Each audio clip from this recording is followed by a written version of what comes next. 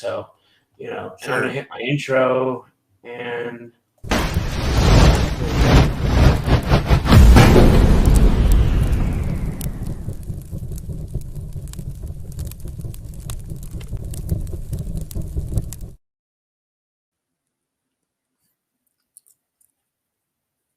Okay. Hey guys, welcome back to another episode of the Typical Skeptic Podcast.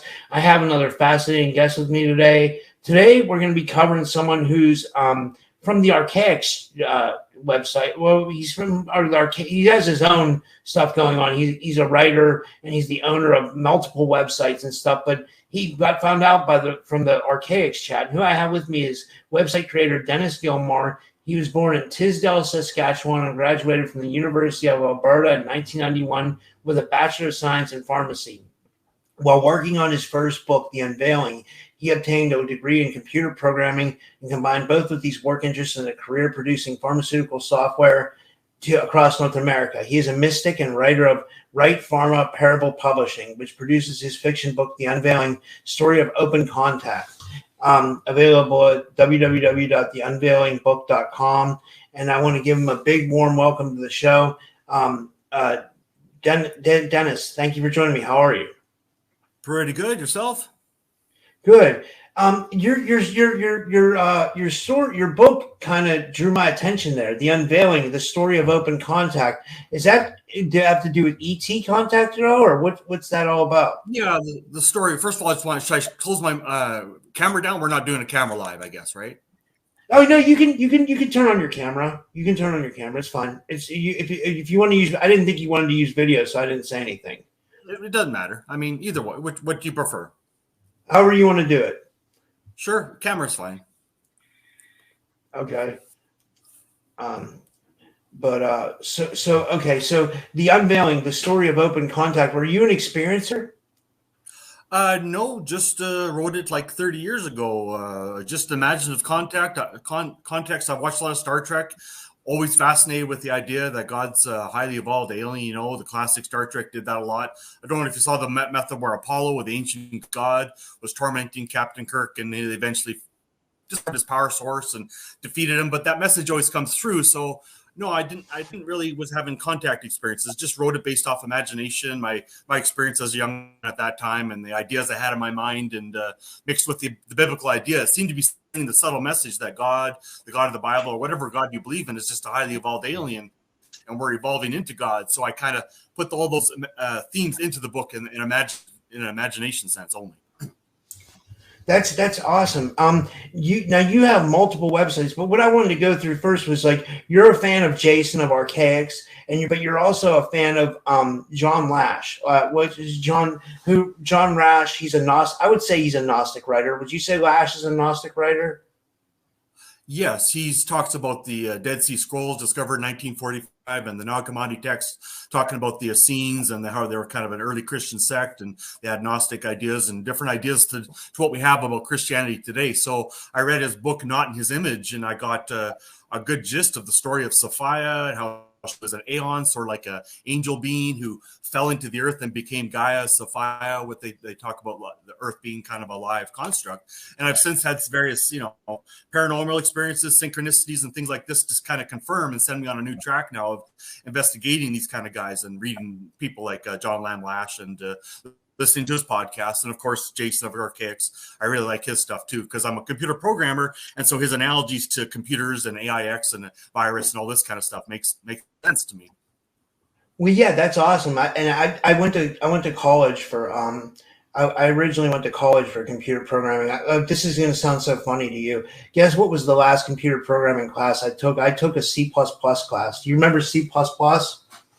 Oh yeah, they taught me C++, and I worked for a while as a programmer doing C, which is the kind of lower level. But yeah, no, I'm familiar with it.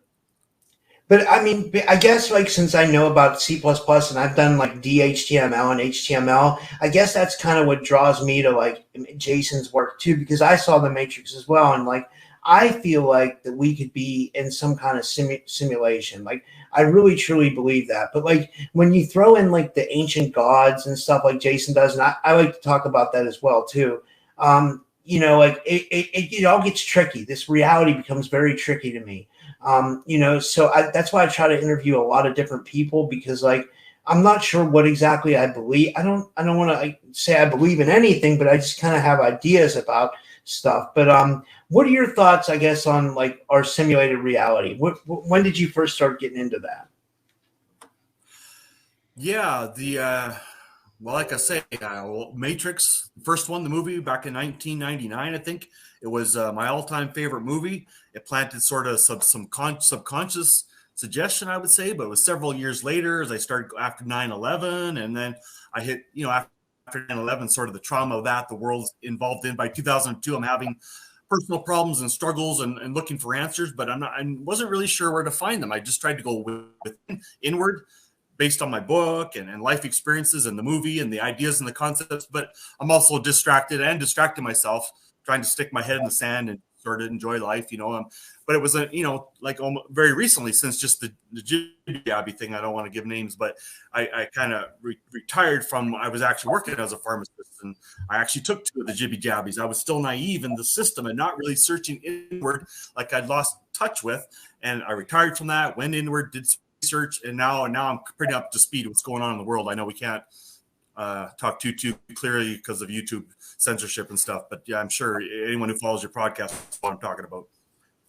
Oh yeah, I know. And you've written a lot. You've written a lot of websites. You have like the redpilloftruth.com or www.redpilloftruth.com. That's a homage to the Matrix. Red pill versus the blue pill. What does that mean to you to be red pilled? What would you say? Coming to an understanding of the truth. Truth, by definition, to me, is exclusive. You can't have many different truths, or it's not true. It's exclusive as a concept, but it's very subjective how we interpret it. We all have our different ideas. We're at different stage of spiritual growth and understanding. So that's what it's referring to, that search for truth, which is what my site is about. Yeah, it's a homage to simulation theory, archaix, what's going on in the world, Ukraine war. My book that is available there for free download and read off the site. I've got all kinds of links to articles and other sites I've done to give. It's sort of my summary site. It's my main summary site that links to all my other sites. If you want to get a feel for what I think and what I'm about, just the redpilloftruth.com. You'll find links to all my other sites from there. But yeah, it's a homage to all that simulation theory. John Lamb Lash. I've got videos from him and talk about him, and all this is on there in written form. I don't do too many videos. You're my second one. My first interview I did with Sol Luckman about these concepts, but you're my second one. I'm only sort of starting to get into this, late to the fight, if you will. But that's my contribution. Oh no, I found your channel. I saw you have a YouTube channel now. I subscribe to it. And I can put the link in the description. I think other people want to subscribe to it as well. I'm really, I'm trying to think. Okay, so what I was going to say was I'll ask you this first, because I was going to ask you what you think the difference is between Jason's theories and then John Lash's theories, like Jason from Archaix, and then John Lash's theories. And then how do you think they relate in some ways? Yeah. Well, John Lash, he's more mystical, intuitive. He says he's taken psychedelics and connected with Gaia Sophia. He's in an altered state of consciousness, talking to Sophia. And Archaix, he takes more of a technocratic point of view, with a technological computer and online role-playing games and these kind of analogies, which in today's technical world kind of make more sense. And being that I'm a programmer, I do kind of lean more towards that way of thinking. But the two things that would sum up would be, I think Lash thinks more in an organic sense, imagination, which is, he say we're in an altered state of consciousness, whereas Jason Brashears from Archaix would say we're in some sort of technological device that's trapped our consciousness, perhaps, and it's more technological is the way he looks at it. Simulate like an online role-playing game, and how you can make pretty much anything happen, and it's all programmed to happen a certain way, but it's based on more technocratic, which is a way of looking at it, versus an organic conscious way of looking at it. Jason does talk about imagination, intuition, empathy being 3 spiritual qualities. Whereas John Lamb Lash is pretty much imagination. Whatever imagination is possible, and you can manifest things in an altered state of consciousness at a high level, abstract level, without understanding details about atoms and molecules and how no quantum computing now says the electron spinning left or right stores the 1 or the 0 state, which we now store in transistors and logic gates, allowing the circuit to go in and out. Like there's a technocratic kind of way of looking at it. That would be like Jason's mind, logical, and Lash is more imagination, just altered state of consciousness versus an altered technocratic reality. That's sort of how I would sum it up. What do you think? Well, did you ever think that the brain, I was thinking that maybe we're in some kind of like biological simulation, and I don't know if that relates to what Jason says. I try to watch everybody's content. I'm a big fan of Jason, obviously, but I can't watch everybody's content all the time. I'm always doing a lot of interviews. But what I was saying was, do you think that there's a possibility that we can be in some kind of biological simulation? Like if you look at the human body reminds me so much of a computer. Like you have, the brain almost, it makes me think the brain is almost like a modem, because like a modem can modulate and demodulate, right? Like and maybe I was thinking the brain could be like a modem for like consciousness, but I'm not sure where consciousness comes in from. But that's kind of like where I'm at with like just kind of like some of my esoteric thoughts on like what we are. I mean, I go into a little bit more, but like, what are your thoughts on that? And I mean, if you can riff off that, whatever you think. Yeah, just made me think of that classic Star Trek episode, Shore Leave. Are you familiar with this one? Have you watched classic Star Trek? It's one where they beam down to a planet, and Dr. McCoy was thinking about a bunny rabbit, and he comes across a bunny rabbit, and other people, they start manifesting things they're thinking happening. They start having some fear thoughts. Sulu starts thinking about being shot by Japanese Zero, and the plane suddenly appears and starts shooting at them, and they start manifesting some positive things. Kirk meets an old girlfriend and an old classmate named Finney he wanted to beat up, and he eventually beats up Finney and enjoys beating him up, and he's like, they're puzzled. What's going on here? Like and eventually Spock was able to logically put it together that these things are being manufactured and placed into the reality based on your thoughts. Our thoughts are somehow being monitored, and these things are being placed in your reality for your entertainment, your experience. And eventually some alien came out and said, yeah, that's what happened. And even McCoy got killed by a knight because he was thinking about a knight, right? And Kirk is all upset. My ship doctor got killed. And the alien said, no, you're misunderstanding. This is meant for your fun. It's like an amusement park. And McCoy comes back from the dead. He said, I was dragged underground and they operated on me and they put me back together. No one's really died. And then eventually they understood. And then Kirk says, we'll do shore leave, because they understood it was a shore leave thing. And they were going to down and manifest things off their imagination. So if you want to look at like the Lash point, the organic, that's a good episode to describe the organic sense, where biological beings could be manufactured, reality itself, could be sort of that organic in that sense, versus just a technological way of thinking your consciousness is in an online role-playing game and everything is just sort of zeros and ones and total simulation, right?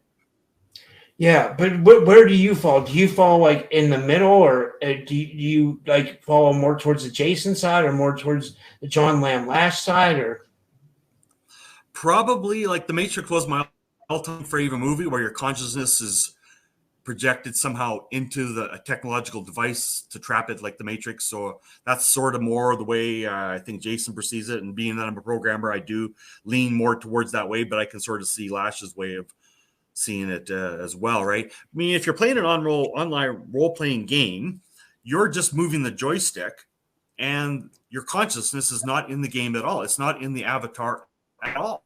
Your consciousness is totally outside the construct, just manipulating the avatar. So I perceive it that way sometimes, but I also sort of perceive it as a bit of our consciousness is projected into the avatar, right? And there's a bit of an inhibition barrier. So the avatar is not fully aware of the human, but the human is fully aware of the avatar. It's like the human is wearing a virtual reality helmet, fully aware of the real reality, talking with your buddy or sitting next to you or having a coffee. And yet the human is aware of what the avatar is thinking and feeling in the game.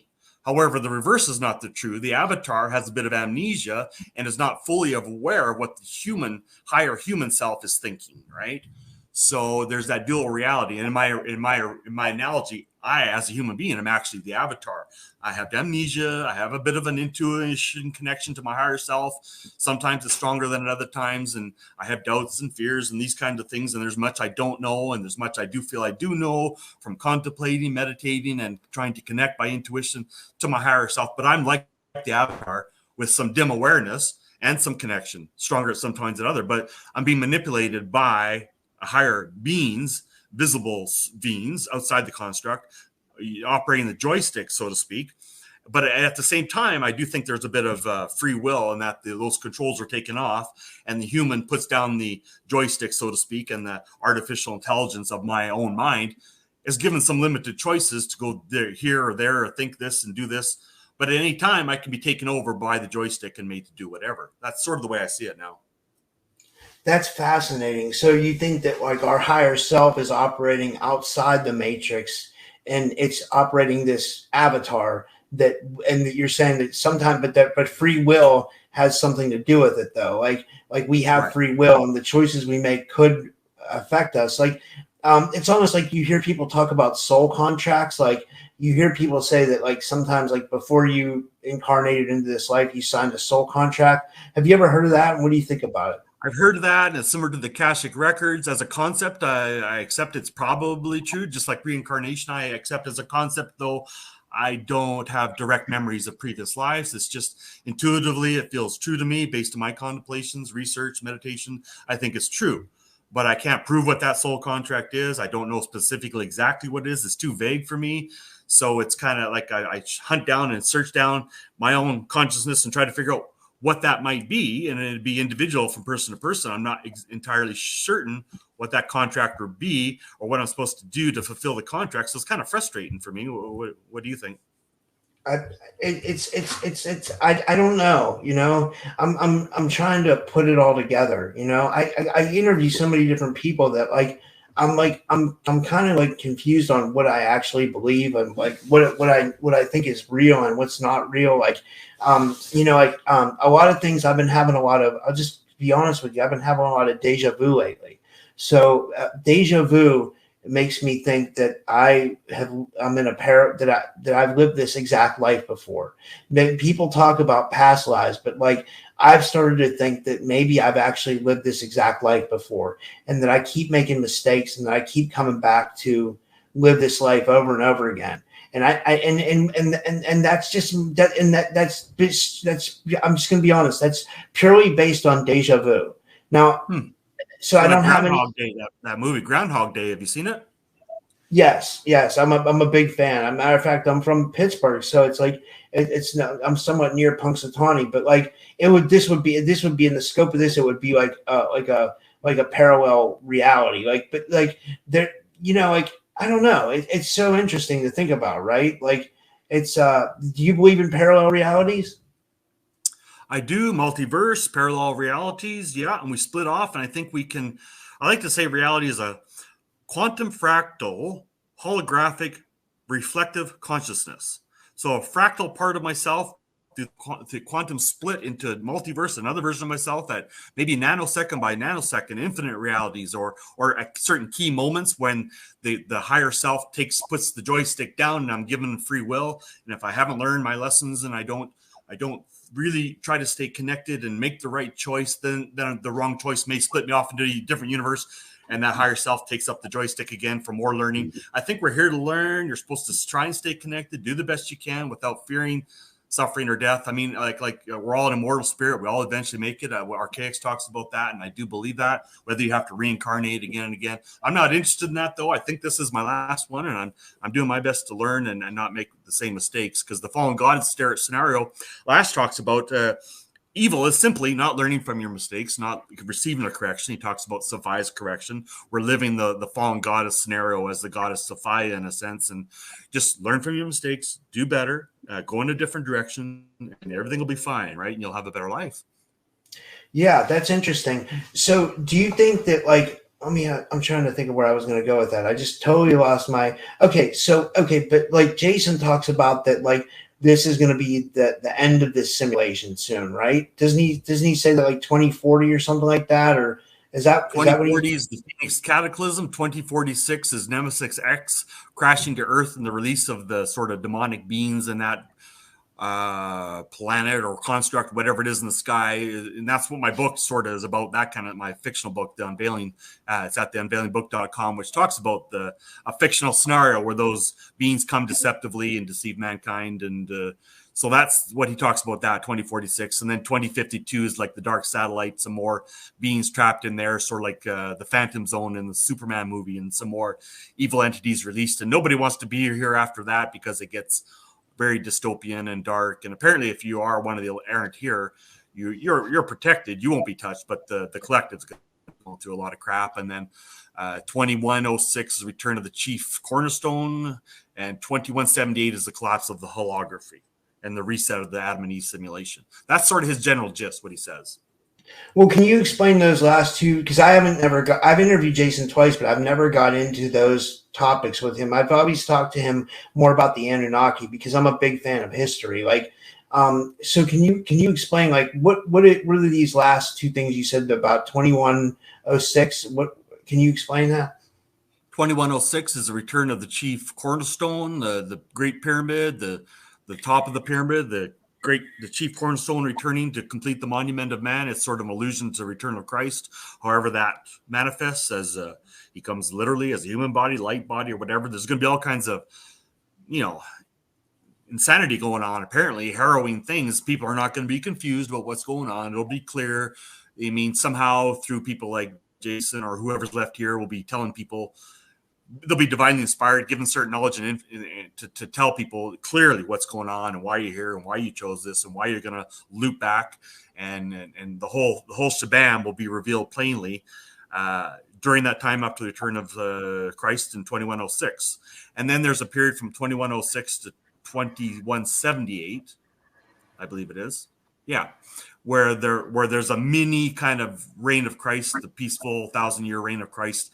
In that shorter period of time, I'm not sure how Jason doesn't take the 1,000 years as a literal 1,000 years, but the time from 2106 to 2178, where Christ and his elect will be supernaturally ruling, telling you what a real government is supposed to be about, what they're supposed to be like, and demonstrate it by actions and words, and a peaceful reign on the earth for a short period of time. And then the 2178 is the collapse of everything. And then a restart of the whole simulation back to the Adam and Eve thing. He talks about a freeze. They found evidence of like jellyfish, like flash frozen, and mammoths frozen. And then they've even uncovered mammoths, and they've cooked up the meat and were able to eat it. And like mammoths or whatever are animals giving birth. So like there's some sort of collapse shutdown protocol of the whole simulation where everything sort of gets flash frozen. And there's evidence for that later. We've uncovered some of these things. And at the end of the 6,000 year or 7,000 year, or however you want to interpret it, the major end at the end of the simulation, where these things get found out, and you're either errant, elect, you're in, or you're out, and you loop back if you need it, because that is a living thing. If you need more lessons, more reincarnations, that's what you'll get. But yeah, there's some sort of absolute total freeze flash of the whole program. There's evidence for that, and then a restart. It all restarts again at Adam and Eve simulation. Now, if we're errants, right? Like, okay, let me ask you this: what does it mean for you to be an errant? Like, I know what I feel, but like, I just like to get your opinion on it. Like, well, an errant basically will be seeking for truth. It's a lifelong process. You'll be receiving the correction from Lash's point of view. The following scenario: learning from your mistakes, doing better, picking yourself up despite all the mistakes you make, and keep going forward, receive your correction. You'll come to an understanding that God is a good and loving God, and all that happens here happens for a reason. You're saved. Eventually, you're a mortal spirit. You'll have faith and confidence in that. You'll hear truth in people like archaix, Jason, and the things I'm saying. Well, you'll get an intuition hit off it. You'll say, that makes sense. That resonates with me in my spirit. You'll hear truth in everyday things and movies and whatnot. The Matrix was my all-time favorite movie, and the Bible itself. I've raised in Canada, born and raised in Canada. I've got a background, and I've studied the Bible trying to make sense of it. And I see simulation theory even in the Bible. Jason talks about the Tower of Babel story. We're all familiar with that. Consciousness was just changed, and suddenly people start talking different languages. That could only be happening in a simulation, is what he says, and I concur. I agree. I would say back in Genesis, even there was Adam and Eve, according to the fall. It says the animals were given vegetables as their meat, as their food.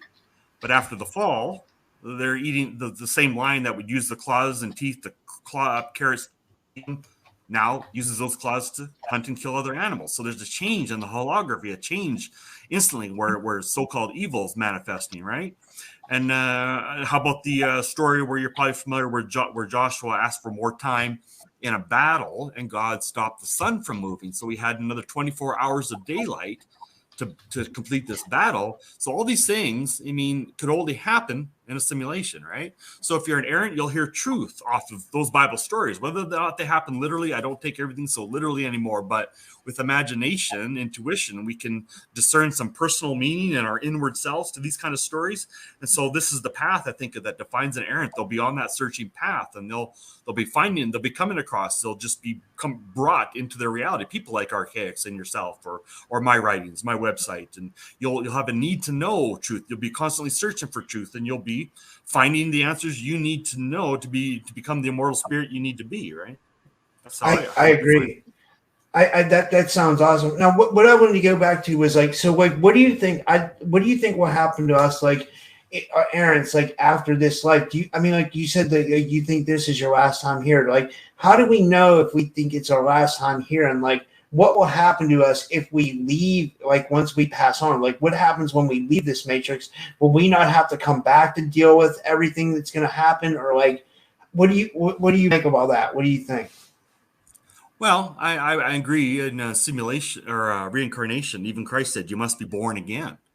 So that implies you'll be born again. You'll reincarnate if you need to. And in this simulation continuing up to 2178 and the collapse there, if that's beneficial to you, and only the oversoul, as Jason would say, would know whether or not you need that. Or if the whole simulation collapses and you come back and go again, then that's what you need, right? But at some point it does end because Christ also said that which is I'm born from the Bible. I take the ideas and concepts. I mean, I hope you don't think I'm pushing religion. It's just I studied the Bible. It forms a part of the way I think about the simulation. No, that's what I was going to say. I was going to ask you, is that what a Christo evolutionist is? I've never heard that term before. It's interesting. Yeah, exactly. I do believe there's some truth to evolution and some truth to the Christ story, which is exemplified in the fallen goddess scenario, even of Lash, and not when he doesn't see it that way. He's quite against the Bible, but I see the same scenario, the fallen goddess scenario, just the female form of it, where Sophia becomes one with the earth. And Jeremiah 20:29 says, "Oh, earth, earth, earth, hear the word of the Lord."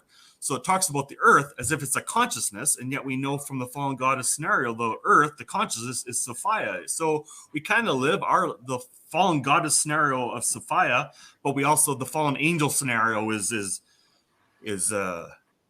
from the Bible, right? And we're kind of living that fallen angel scenario. Our AIX part of our brain, our carnal mind, our ego could be said to be that fallen goddess, or the male aspect, the Christ experience, the Christ development experience would be put in a bit more biblical terms, right? But yeah, that's sort of the way I see it. Yeah. So, like, for people that don't know, like, what do you think AIX is? What kind of control does AIX have over us? If that's a good question. It's sort of like the carnal mind that we need to overcome, the ego. I mean, Christ also said, "That which is born of the flesh is flesh. That which is born of the spirit is spirit." So if you're a flesh and blood human being, you're born of the flesh then, right? You're not escaped the simulation until you're pure spirit. When you're truly born again, born of the spirit, you are spirit being. You're not a flesh and blood being anymore, because that which is born of the spirit is spirit. So once you physically die, you'll either cycle back if you need to, or your time in this reality is done, and you're a pure spirit, which, like Jason says, you'll go to help other people in whatever simulated realities they're in. You'll play a character there, doing a broadcast with them and spreading information, or you'll be a president or just a pauper, whatever's needed to help that person who's your mission in whatever reality you go in to help them, right? Once you're a pure spirit, you can put on a flesh body and appear to be like Christ. He could walk through walls and appear and disappear after his resurrection, right? It's a story, just like the fallen goddess scenario, how I take it as ideas and concepts now, not so literally.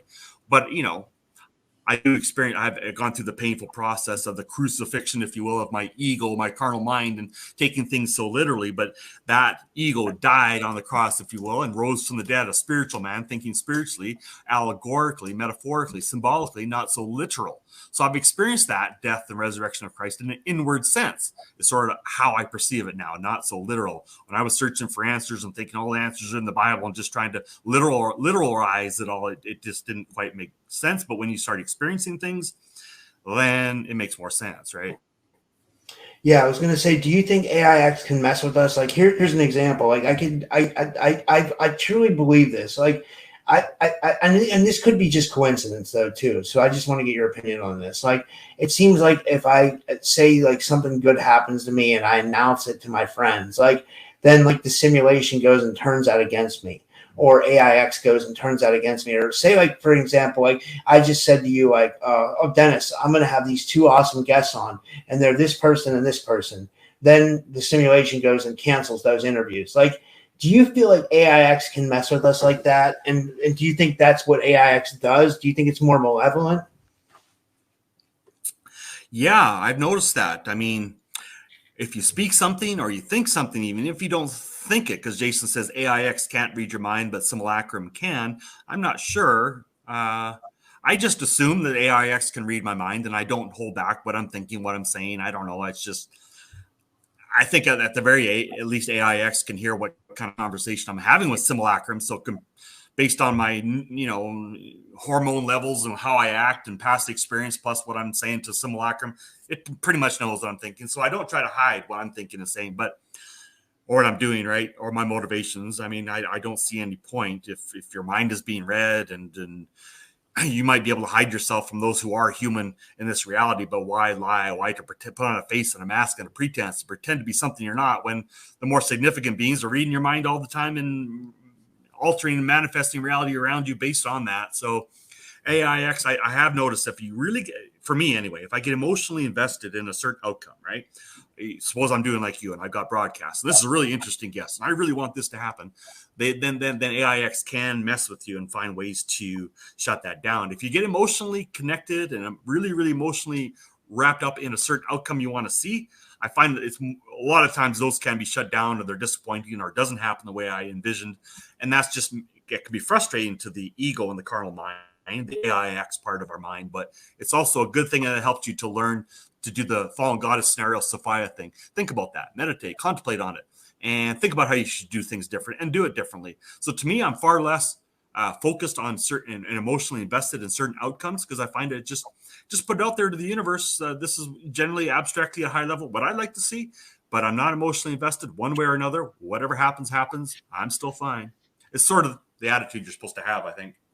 I think that's awesome. I never thought about that. That's a great way to think, because like then you're leaving it in the hands of the universe and you're not depending on something to happen. You're like, if it happens, it happens. If something gets messed up, I'll deal with it. Is that kind of what you're saying? Exactly. Staying sort of in the moment, as they say, not so thinking so much about the future or the past, but staying present in the moment and really connected with the invisible forces, I like to say. Sometimes sort of in a subtle way have got a way of leading me what to say or do in particular situations, and just trying to stay present in the moment and where you are and what those invisible forces are telling you, going with that lead, seeing where it goes. I admit I don't have all the answers, and I'm just trying to accept that direction from the outside the construct, to go where I need to go and learn what I need to learn, do what I need to do. And that's sort of how I try to approach it. Yeah, that's awesome. Now, I wanted to ask you real quick before we get into other topics. Did you make it to the archaix gathering? Because I didn't get a chance to go.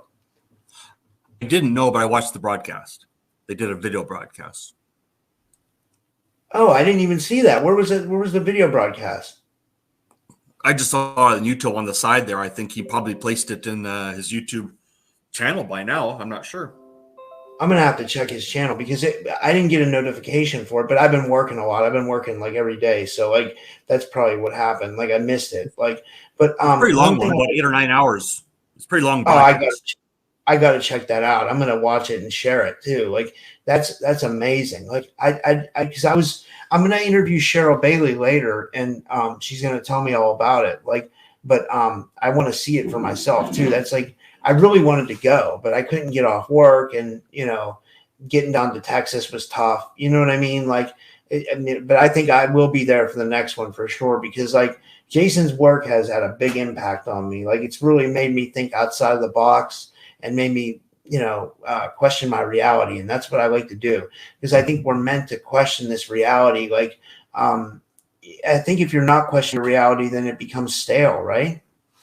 Right. I do find that. Yeah, I feel connected to source or the oversoul or simulacrum, and even AIX, as I try to discern my own thoughts, what I would think is good versus evil, and make the right choices in life. But yeah, otherwise it gets stale, it gets boring. You're just punching a time clock, doing what you're told at work, and you feel suppressed. I do anyway, suppressed, repressed, and I don't enjoy it. It's not very creative, right? So that's why on my redpilloftruth.com is my main writing site. I place a lot of videos I find there. I'll probably put this video up there, the Sol Luckman video, videos from Jason and John Lamb Lash, and I just creatively put it all there together as my main site for a summary site of what's all going on in the world, what it's all about to me anyway. And our errant will read it, I think, in a lot of it will resonate with them, I think, at least an errant that would be close to my level of thinking and frequency. I agree. I relate with your stuff really well. Now, I wanted to get into some history stuff. Like, what are your thoughts on who the Anunnaki were? And do you believe they might have been the fallen angels from the Book of Enoch? Do you think it all relates? Well, Jason admits that he's not sure when this reality actually became something like a collective reality. Like 522 apparently AD was when the Nemesis X and Phoenix was in the sky at the same time and caused a major cataclysm and problems, which sparked off the Dark Ages. And he thinks maybe previous to that, everything was backdrop programming, not real. The Anunnaki didn't happen. None of that. It's just all backstory, backdrop programming. It's meant to speak something to you in your individual consciousness experience, because Jeremiah 22:29, earth, hear the word of the Lord. So it's speaking to your consciousness, your earth, as something that happened in your past before you came to earth, or perhaps womb or when you were born. But previous to that, I don't see that. I'm not sure either when the backstory was just backstory programming. I think Jason's kind of hinted that 902, everything previous to the last reset, 902 might be backstory programming, just a bunch of bullshit that never really happened, right? We can.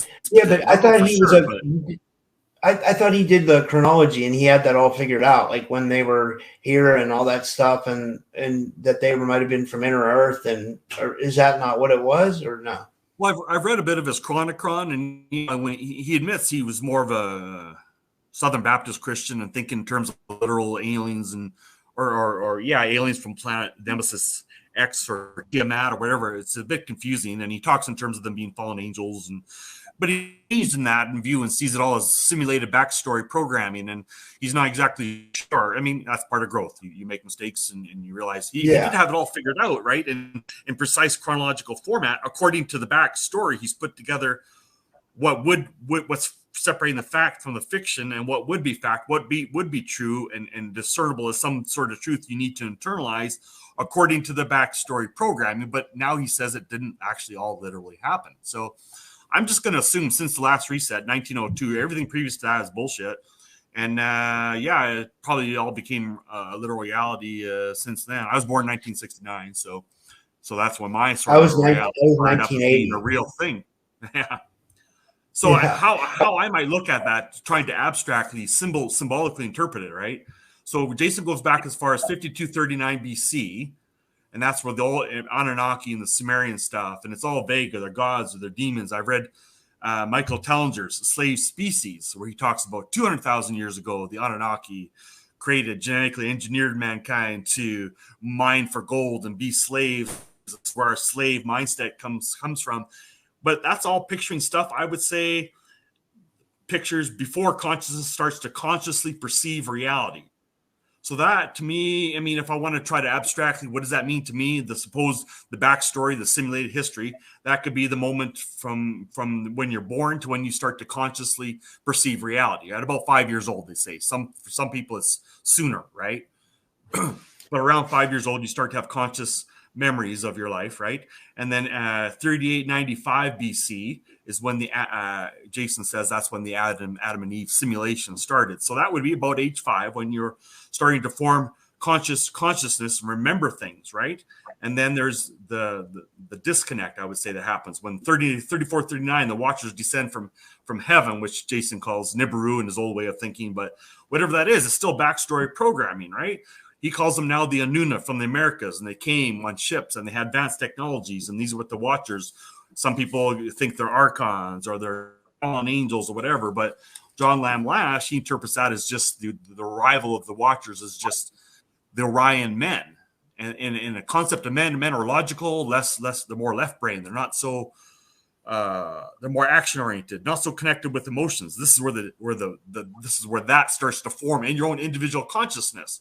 Because at 3895, according to the supposed backstory, Adam and Eve simulation starts. So that's about 5 years old in your individual reality when you start consciously starting to remember things. By 34, 39, shortly after that, it's the man, the left brain, the logical, the skeptical starts to take over in your own consciousness. You lose that connection with Sophia, Gaia Sophia, who fell into the earth and became part of the earth and is part of this simulation, that female side of all of us, whether you're, literally male or female, doesn't matter.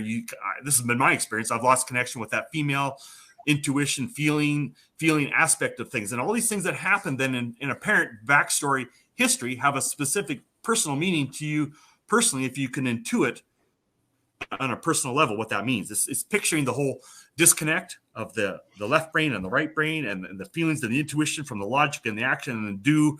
And it started out more, you start out as a young kid, more intuition, and you kind of let that go as the logic and the system all teaches you, just programs you, think, and prove it, show, go to school, don't follow the authorities, don't just do what you're told, and you kind of lose connection. I did anyway. This is my experience with that intuition, feeling based, being led, right? And these things in history speak to these things on a personal level. So then like 2239 is when Jason says the Noah's flood happened. That was a major judgment that destroyed almost everyone on the earth, but not quietly. And you learn a major lesson and you regroup. Can you think of a time in your life where you really felt like it was a major judgment, a major disaster happened, but you almost felt like you're dead or going to die, but you survived and you went on? I mean, that's how I picture all that stuff internally, personally. Does it resonate with you? Oh, yeah. I had an event. I'll just be honest with you. I had an event. I don't really want to talk about exactly what it was, but I had an event where it was like, it almost felt like the end of my life when I was 30 years old. I'm 43 now. And like, I thought that I wasn't going to move on from it, but I did. And I realized it was a big learning lesson. I realized that I think that event happened to kind of shake my world up and make me realize I was doing a lot of the wrong things. And it made me like try to get like on a right path. And I know that's really simplistically putting it, but I think that kind of speaks to what you're saying, right? It's like that some people also call that the dark night of the soul. Have you ever heard that term? Yeah, and I've had those too. So around 30 years old, they say, brain changes start to happen and major things are going to happen. You're going to suffer some things and realize you've been making a lot of mistakes and not listening and not really discerning. And yeah, I've had that too. For me, it's about 32 years old. I got a major thumping and really starting to search for answers within my own consciousness in various ways, but still being distracted like they do with all that goes on in the world. Is part of why they distract. In a simulated reality, the whole Ukraine war, threats of nuclear war and shit is all just more fear porn to drag you away into distraction, I say. Yeah, they just want you to buy into it. They want you to buy into it so they can create their war. You know what I mean? That's the way I feel. Like they want you to like the more that you tune into the brain drain mainstream media, the more that they'll soak your life away. You know what I mean? That's the way I feel. But one thing I wanted to ask you is some other things in history. Like I thought a really key moment that Jason talks about and that you mentioned earlier, but we didn't really get into it, was the Tower of Babel incident. Can you talk about that from what you think Jason's perspective is and what you think about it and how you think that was relative to like our simulation experience? Well, yeah, that'd be another major instance where there's a disconnect within your consciousness, because I tried to interpret all the backstory programming prior to 1902. That's where I'm just going to arbitrarily, for whatever reason, I think everything prior to that is just bullshit that speaks to me personally. So how am I going to interpret that personally, inwardly? There was a confusion of languages. Your own consciousness can't can't discern itself, can't speak to itself. You can't figure, there's conflict within your own soul, and there's a fracturing of your consciousness into all these different disparate parts that can't communicate with one another because you speak different languages. It's just parts of your mind and your consciousness that just can't understand itself, and you kind of fracture and you spread out over the earth, spread out over your whole consciousness. Can you relate to personal experience in your life where that's happened, this 30-year-old experience you're talking about, or something subsequent to that? Yeah, but what I was saying was, do you think that, like, if say it wasn't bullshit, but say like maybe possibly like the humans at that time tried to build something to escape the simulation? I've heard people say that before.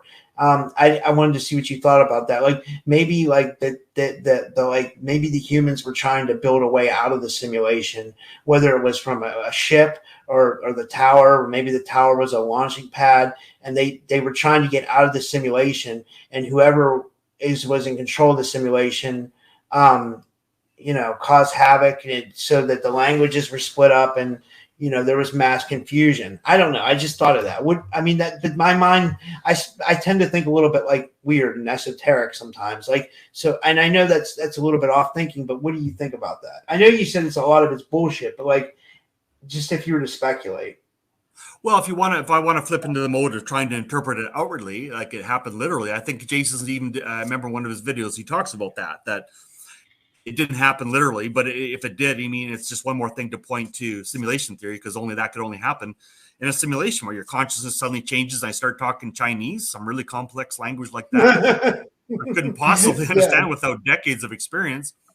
So that would prove we're in a simulated reality. But he says it mainly is a threat that if you try, like you say, to try to discern these things or do whatever to unite mankind, to get out of the simulation, to realize we're in a simulation, and to get out, that AIX is going to defend itself in some way and cause a fracturing of humanity. And that's happening now with the jibby jabby, and everyone's fighting over that and whether or not you should do this or that in regards to that. And the threats of the Ukraine war and the financial problems. This is all AIX getting people not to understand each other, not being able to united on truth, and fighting each other. So yeah, at the end of the simulation, I think this probably happens. You're set back when mankind might have been trying to figure out how we're in a simulation, how to get out of it. AIX hit them with the Tower of Babel confusion. Now that confusion is less because with technology, we can overcome language barriers. There's translation programs. Chat GPT can translate languages, and all that can be overcome technologically. And there are more people waking up with communications now with the internet, you doing what you do, and Jason and myself. And enough people are waking up that there's probably going to be, it seems to be in the outer reality that AIX is causing all so much fighting and confusion and inability to be united in truth. So Jason's prediction seems to be at this point coming true, that AIX is doing the Tower of Babel thing to retaliate and prevent people from coming together. Whether or not it'll be 100% successful, I don't know, because Jason has hinted that 2040 reset possibly could be changed. And that's the interesting thing to me. And much I could learn in trying to work with people to bring that about, to change that outcome, but it may not be possible, right? Yeah. Well, so what are your thoughts on like the Mandela effect, as far as like in regards to like simulation theory? Like, what do you think that's all about? What do you think that's someone switching? Like, do you think that could be someone like switching our timeline, or someone messing with the time, or like the simulation messing with our timeline? Like, or what do you think that is? Like,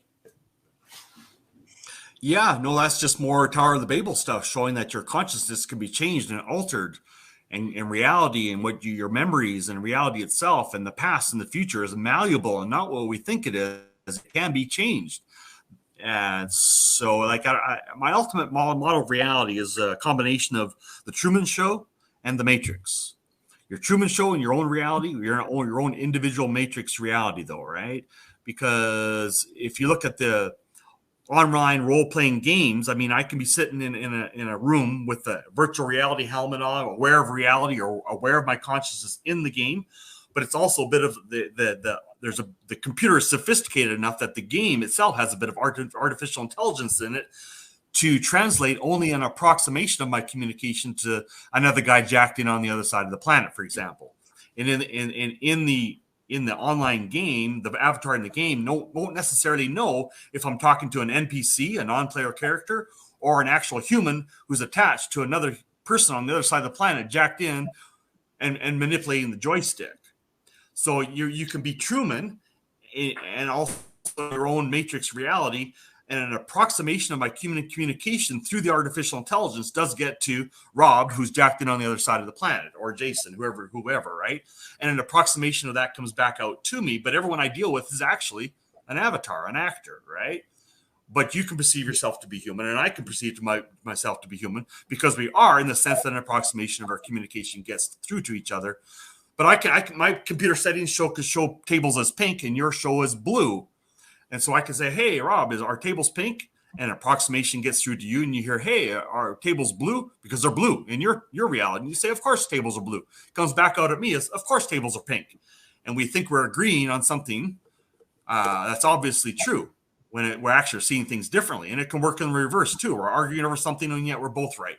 So that's how my ultimate reality, right? That's how we have very similar and yet radically different experiences too. And yet you still be human, and yet we're not. Do you believe there's NPCs as well? What are your thoughts on NPCs? Yeah, no, there's like literal projections and illusions, people walking around who are not human, although they appear to be. And sometimes I get a sense of it, and sometimes not. It's just a concept. I'm not going to go around saying, hey, you're an NPC, or you're legitimately a human in the sense I've tried to describe. You're attached to another human on the other side of a planet who's manipulating your avatar. Like, it's too complicated. I'm not going to get into that, right? But this is basically how I perceive reality, a combination of the Truman Show movie and The Matrix. And people are people, and yet they're not. And some are total NPCs. Even in the movie The Matrix, there were some people who were not connected to a human in the real world. There was no consciousness connection to a real human in the real world. They were purely programs, and yet they talked like a human, acted like a human, and you couldn't tell the difference, right? Yeah, that's fascinating. Well, I mean, this has been a really fascinating interview. Is there anything else you want to share before we finish up? No. One thing I want to mention, there's a Star Trek Voyager episode called The Clown. Have you ever seen this one? No. It was where the Voyager crew came across some people who were trapped in a simulated reality. Their real bodies were on a stasis table, and they were in their consciousness was in an alternate reality. And if I recall the episode right, they were put in stasis to give themselves something to do. I mean, Jason archaix, he even talks about this, that he thinks that our real bodies are in some sort of stasis as we're traveling to a planet to figure out how to handle the Nemesis X reality. And we're here doing a simulation, right? And yet in this, it's sort of similar in this Star Trek Voyager episode called The Clown. And they didn't, in the B'Elanna Torres, she was the Klingon, and Ensign Kim, they attached themselves to the simulated reality, and they projected their consciousness into the simulated reality to try and figure out what's going on. And as it turns out, there's some aliens there who were they were in stasis and trying to give themselves something to do to occupy their mind while the real bodies are just in stasis. But they had fears, though, and their fears started in this alternate reality, started to manifest this character called the Clown, who was total NPC, but it was like an artificial intelligence, sort of like the devil. It tortured and tormented them. It killed a few of the aliens. Some of them, they're real, and like in the movie The Matrix, you die in the fake reality, you die in real life. And so he was holding them hostage, and he started holding B'Elanna Torres and Ensign Kim hostage, and threatened to kill them and all this kind of stuff. But eventually Captain Janeway was able to get them out by negotiating that she would come into the simulation, and he would give up all the human and the alien, the true human aliens, let them leave. Right. And so this is sort of, but they were able to configure it such that Captain Janeway appeared to be in the simulation reality with a holographic body, and her consciousness was there. It seemed that way, but it was actually a trick. She was never actually in the simulation at all. She was outside the construct. And then they were able to shut down the program, rescue all the hostages. So that's sort of why that episode really speaks to me, as the Clown is like the Demiurge, AIX. We're in this reality, entered into it as like Jason says, just as to occupy our minds or to try and simulate what to do in the Nemesis X. And yet we're being held hostage here too. We're like the Ensign Kim and B'Elanna Torres who went in and got taken hostage. And there's all kinds of wacky stuff going on right now. But AI, whoever the benefactor, Enki, Enoch, that character Christ, who entered into the simulation like Captain Janeway, free, set all the captives free. Wasn't that Christ was his mission, right? And we're set free in that sense, and we can't ultimately. It's a rescue mission, right? Where something went wrong, we're being held hostage. It's a prison reality. It's also a hostage reality. And when you get to a level of awareness, you realize that you can switch and become sort of like the benefactor, simulacrum, on Oversoul's side, where you become Captain Janeway. You come into the reality and speak to people in various ways to try and increase their faith and or whatever you want to call it, come to an understanding, deeper understanding of truth, and get out in that inward sense, and don't be afraid of death, because you're going to make it. I agree. That's really well said. I like that. I like that analogy, like or a metaphor, however you want to say. You know, I thought that was cool. Like I gotta catch up on more Star Trek. Like that was a great show, man. Like what's your favorite Star Trek series? The original Star Trek Next Generation. What do you like the most? Probably the Next Generation. It was the classic episodes for a long time, but when I really got into the Next Generation, it was that's probably my best one. And after that, probably Voyager, Deep Space Nine. The rest I couldn't really get into, but it really does speak to me. These fictional stories, there's so much you can learn if you analyze your thoughts afterwards. I find, enjoy the show as you're watching it, but think later. The deeper messages. I mean, even the Matrix movie, there's some good guys in Hollywood. There, Jason says not all the elite are. Some of them are putting good messages in there. And if you can take an intuition hit and hear the good message in it, I mean, it can speak to you and increase your confidence in the Oversoul and your faith and whatnot, right? I'm thinking right now of the episode called Q Who. It's the first Next Generation episode where Q gives the Enterprise their encounter with the Borg. Are you familiar with that episode? It sounds familiar, but I haven't seen it in a while. Well, Q shows up and he's all, humans. He wanted to be part of the Enterprise crew, and Captain Picard says, "We don't want you. We don't need you." And so Q's offended. He says, "Oh, you think you're so smart? You don't need me." And he snaps his fingers, because Q could snap his fingers and make anything happen. And they went like 7,000 light years away into deep space where the Borg were. And this was their first encounter with the Borg. And they tried to reason. They wouldn't reason. You'll be assimilated. Resistance is futile. They tried every technological thing. They weren't as technologically advanced. They were caught in a tractor beam. They're about to be destroyed. And Q shows up on the crew and says, "Oh, you didn't need me. You didn't want me part of your crew. You didn't need me. Well, you're all going to die now. Ha, ha, ha." And Captain Picard said, "You wanted us to be scared. Well, I admit it. I'm scared. You wanted me to admit I need you." And Picard says, "Well, Q, I need you." And Q said, "A lesser man would never say that." And he snapped his fingers and took him back to Federation space. And he saved them, right? Just because Picard was willing to say that, right? To save himself, save the crew, because they were screwed, right? And Picard said to Q, "I appreciate what you've done here, but maybe we did need a kick in our complacency. I appreciate what you've done, but I think the lesson could have been learned without the death of 18 members of my crew." And Q just said, "It's dangerous out here.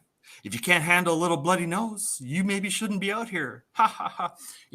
This is the service that Q did with his big superpowers to waken the Enterprise crew up to their complacency. You see an analogy in today's world with the jibby jabby. I can't say any specific names, but maybe there are some white hats among the elite, like Jason says, who are not bad guys. They do some seemingly bad things to wake people up a little bit. And Picard even admitted, "I needed you. And I appreciate what you've done, but did so many people have to die? And people are dying and things are happening. People are suffering. But it's a wake-up call." And later when Picard went to talk to Guinan, as she said, the Borg almost destroyed my race totally too. But you escaped this time. But now the Borg are aware. And Picard said, "Yes, they'll be coming for us." And they had some time to prepare. He said, "The Borg are coming. They know we're aware now." And the Federation prepared themselves. And there was a fight later. But eventually, when the Borg did in later episodes get to Federation space, they were able to defeat them. You see what I'm saying by analogy? See the intuition hit. We've been warned. There's the jibby jabby stuff. And maybe that was a little bit of difficult white hat intervention to wake people. People are waking up. But they're still coming. They're still pushing their shit, right? And I think there's still a fight. It's not going to go away. The Borg are coming. Oh, there's definitely still a fight. I mean, it's we're a long ways from freedom. I'll just put it that way. That's what I think. I think that if I had to sum it up my thoughts, I think we're a long way from freedom. I don't know. And I don't mean to be somber. I just, it just seems like there's just a lot of bad before there's going to be, I don't know. And, I hope, I just have hopes, I hope for the best, Right. But the main thing I would say is to try to imbue yourself with that sense of faith and confidence that one way or another, like Jason of Archaix says, that simple abstract concept of faith that the simulacrum will make a way, whatever may be coming, to make a way for you personally. You just try to stay connected to hear what your intuition is telling you to say and do. And if you have to there'll be struggles, but if you'll survive, you'll make it through somehow. It'll test your faith, so to speak. You'll see the benefactor at work in and around. The reality around you will shift around to make things possible. You'll be able to do things seemingly supernatural, faith and confidence, and you'll not be afraid of death. You don't need to be afraid of death. If you're an errant, it's easy to say, sometimes I could be very cocky and overconfident. It's like, I'm not afraid to die at all. And other times I still am. I mean, I'm human. I have negative emotions to battle with sometimes, but that it's all for a grand, great purpose of making you better, stronger, and ultimately come to understanding of this truth and live it. And everyone who's truly human makes it eventually. I agree. That's a good place to stop. Do you want to? I know you have a lot of websites. Do you want to share the best place people can find you? And thank you so much, Dennis. It was so nice to meet you. I love your ideas and thoughts, and thank you for sharing more of the archaic stuff. Thank you for sharing about John Lamb Lash. Thank you for sharing your own truths, and yeah, just thank you in general. And to tell everybody where they can find you, and yeah. Yeah, the main one there is just redpillaftruth.com or you can put the in front of it, theredpillaftruth.com. I own both domains. They point to the same place, and that's my main summary site that you go there and explore there. It'll launch off to all my other websites, and I've got like 8 or so. I got a ton of them, but that's the main one I would point people to. The other one, if you want the book, you can go directly to the unveilingbook.com. That's my fictional story about like the 2046 Nemesis X crash and the beings there messing with humanity. It's called The Unveiling, so I just created a domain called theunveilingbook.com, and you can read it right on the site there, or download free versions, or donate if you want. I only ask for donations for an actual physical hard copy, which I can sign and mail to people. But those would be the two main websites, I'd say. That's awesome. I'm gonna hit end recording now. I want to ask